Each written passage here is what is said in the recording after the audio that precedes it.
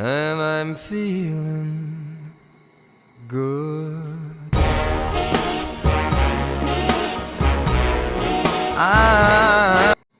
Okay, that settles that. Now Midoriya, Nezu told me something interesting yesterday. Are you sure that you're making the right decision? Aizawa asked me during his morning announcements. Absolutely. I've got to contain myself a little longer. Can't be leaving little surprises in the middle of words. Okay then, I guess I'll see you again in September. I haven't told the class yet, so of course they're staring at me.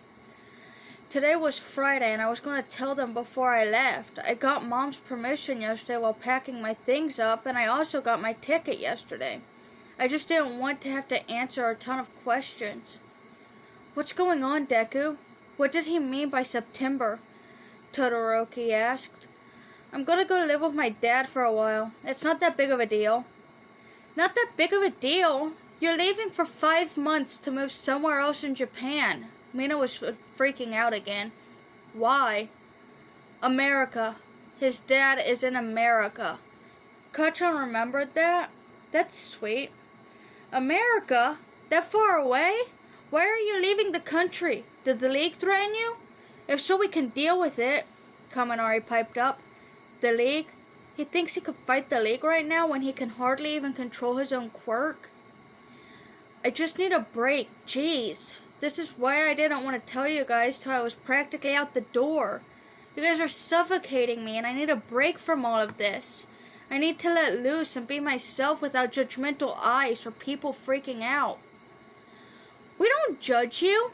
I whipped my head around to face Mina, who had said that. The other day when I wore a different pair of shoes, you practically tore the building down to find my other pair, because I'm just not Deku without them. I slack off a little in class and I'm sent to Recovery Girl because I must be sick, when really I'm just tired from staying up to study. I let the world come out of my mouth and you act like I just grew a second head. I can't be me around you guys, so I'm going somewhere where I can be myself for a few months. Is it really so wrong to live the life I want? Sometime during that speech, I had stood up and knocked over my chair. A mix of emotions could be seen. Some of my class looked upset, others confused, and then there was Aizawa, who looked disappointed in his students. How could he seriously not have noticed some of this stuff? A lot of it has happened in his class.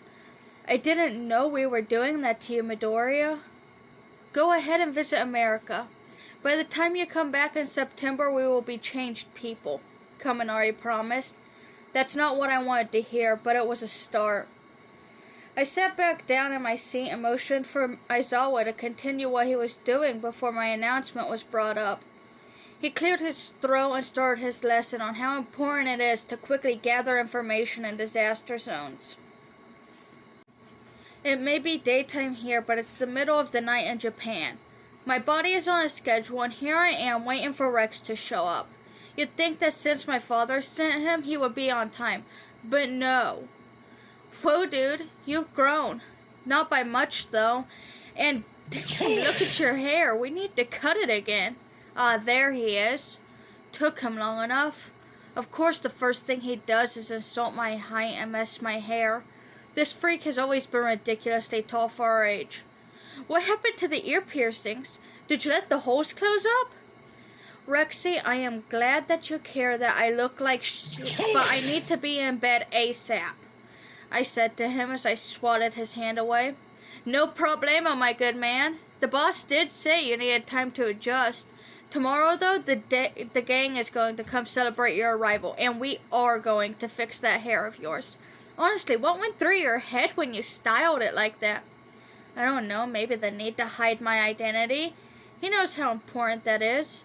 I can't argue that it hasn't been annoying, though. It always gets in my eyes at the worst times. If it weren't for the fact that I am literally like seconds away from collapsing from exhaustion, I probably would have explained all this to him.